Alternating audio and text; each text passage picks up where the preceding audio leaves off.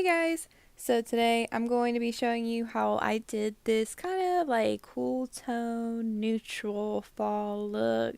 Kind of soft glam, kind of natural, don't really know what to call it. But yeah, anyway, so if you're actually interested in seeing how I did this look, then keep watching. Okay, so the first thing we're going to do is go in and carve out the bottom of these brows.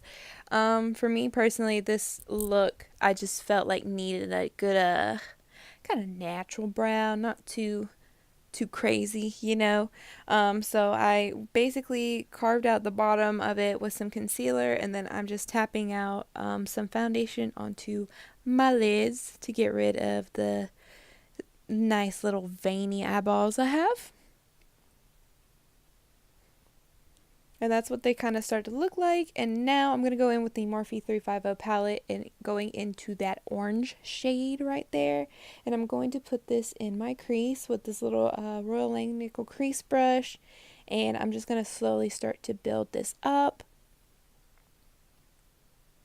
Next, I'm going to go in with the shade right there. And I'm going to put this also in my crease. It's kind of a nice little warm, soft brown, you know.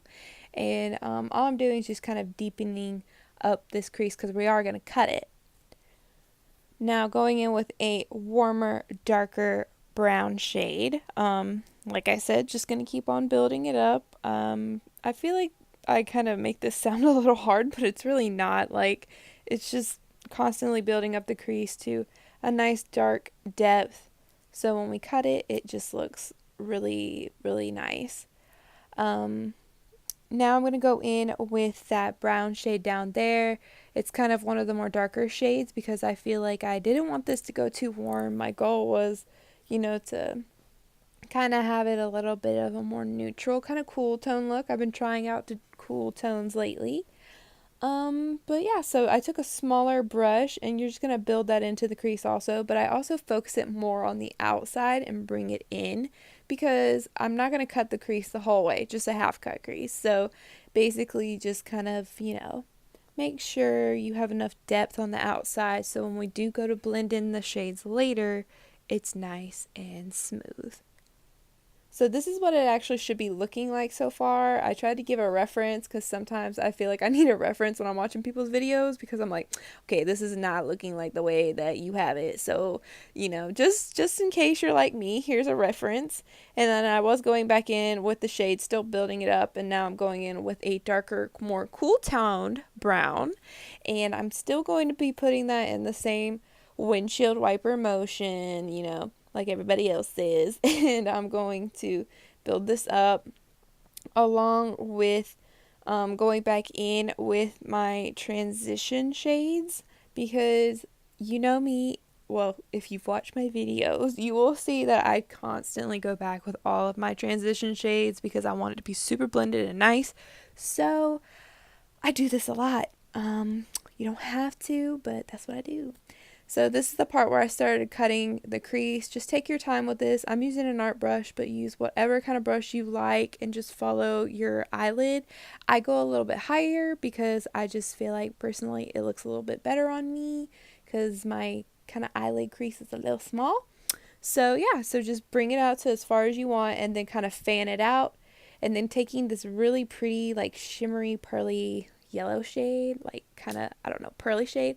I'm packing that in the center, and then what I can't reach with my finger, I'm going to use a tiny little brush to kind of, you know, cut it out a little bit more, you know, make it look a little nicer. And then I'm kind of blending it out just a little bit, and then going with that really small art brush, I'm mixing in those two colors because I want where, you know, the crease was cut to be a little more darker, so there's more depth.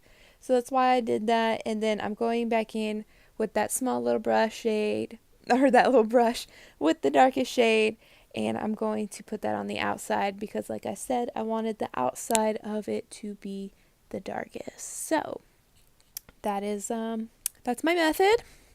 Hopefully this is making sense. But yeah, so just keep building it to your liking.